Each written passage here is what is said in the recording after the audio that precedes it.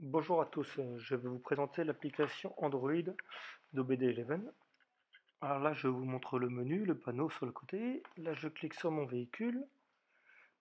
On va aller sur Info.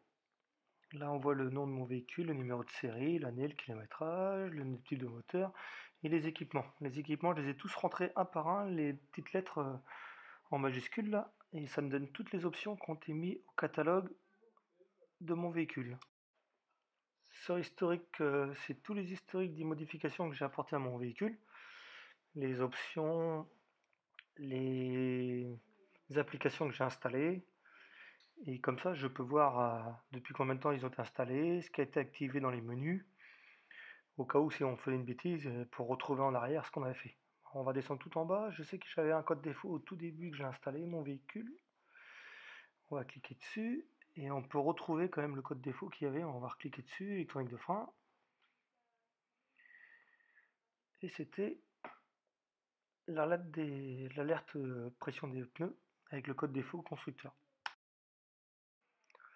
Alors là, on va aller sur application. Et ça, c'est ce qui est tous les crédits de 10 crédits, là, les fonctions qu'on peut rajouter au véhicule. Alors, il y en a quand même pas mal que j'ai fait dessus. En utilisant les crédits au tout départ, c'est ce qui est le plus simple comme modification sans toucher au véhicule. Mais il faut bien vérifier qu'on ait les fonctions sur le véhicule avant de le faire parce que il y a des fonctions que j'ai pas sur mon véhicule, genre l'alarme, je sais que je l'ai pas, c'est pas la peine que j'aille l'installer.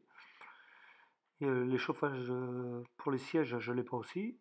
Ça, c'est Retrofit pour installer des LED au plafonnier pour qu'il n'y ait pas de code d'erreur. C'est Workshop, c'est la partie entretien du véhicule pour mettre à zéro les clés de vidange, par exemple. Les données en direct, c'est pour pouvoir voir tout en fonctionnement, les capteurs, les sondes en fonctionnement, si on n'a pas un souci dessus. Ça, j'ai jamais effectué pour l'instant. Le manuel. Alors là, le manuel Cupra 281 de 2014, le toit panoramique. Quand on clique sur le manuel de la voiture, on peut tomber dessus. Là, tout est marqué en anglais là pour l'instant, mais moi j'en ai pas l'utilité pour moi. Alors là, on va aller sur le graphique, mais là, il n'y a aucune donnée disponible comme mon véhicule n'est pas en route. On va dans unité de contrôle, mais il faut faire quand même attention, il faut se renseigner sur internet avec tous les codages VCDS. Ça donne quand même pas mal d'informations pour pouvoir faire la même chose qu'avec l'ordinateur. C'est les mêmes codages. Codage long, ça c'est en version pro. Avant de toucher à ça dans les canaux, les bits, il faut quand même bien se renseigner sur internet à ce qu'on peut faire avant. Sinon, réglage, c'est ce que j'ai toujours fait avec mes vidéos. Là, c'est tous les réglages qu'on peut activer les fonctions ou les modifier. Exemple car fonction engine 2, c'est là que j'ai activé le mode auto-école, le mode drive. C'est un exemple.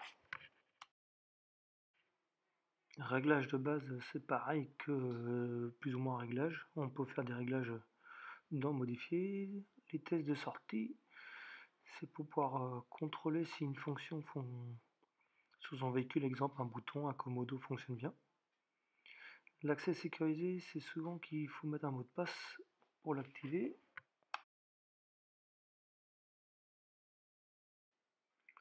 Là, je retourne au menu principal. On va aller sur rechercher. Et là, c'est la liste des codes erreurs. On tape son code erreur et on a le code qui est affiché avec le problème.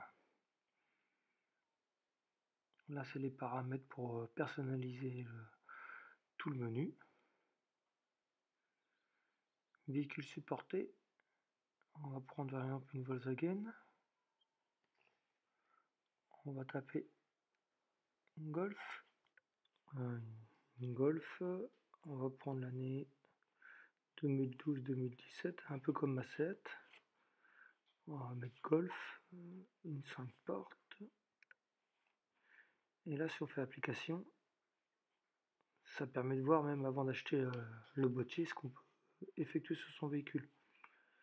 Les ajustements avec les applications. Là ça charge. Et là c'est toutes les fonctions qu'on peut activer sur une Golf de 2012 à 2017. Si on a la fonction quand même prééquipée sur le véhicule. Alors là on va sur interface. L'interface c'est pour voir son boîtier s'il est bien avec le nom en Bluetooth activé. On va sur aide. Alors tout est en anglais. Alors, sinon il faut faire traduire sur internet pour voir. À propos, c'est la version logicielle qu'il y a. Là c'est la toute dernière, la 20.5. Le profil, c'est mon nom depuis quand je suis inscrit. J'ai qu'un véhicule, 323 crédits. Si on va sur statistiques, on voit que j'ai fait 73% de programmation avec le boîtier et 27% de diagnostic. On voit les historiques. Voilà, c'est là le plus intéressant sur Valet. C'est là qu'on ajoute les crédits tous les jours. Il y a un crédit par jour, plus 5 en regardant des pubs, en cliquant tout en bas sur les crédits gratuits. C'est comme ça qu'on peut installer des applications gratuitement. Après, il y a la version Pro pour l'acheter. Et là, j'ai fini le tour. J'espère que la vidéo vous aura plu. À une prochaine sur Internet.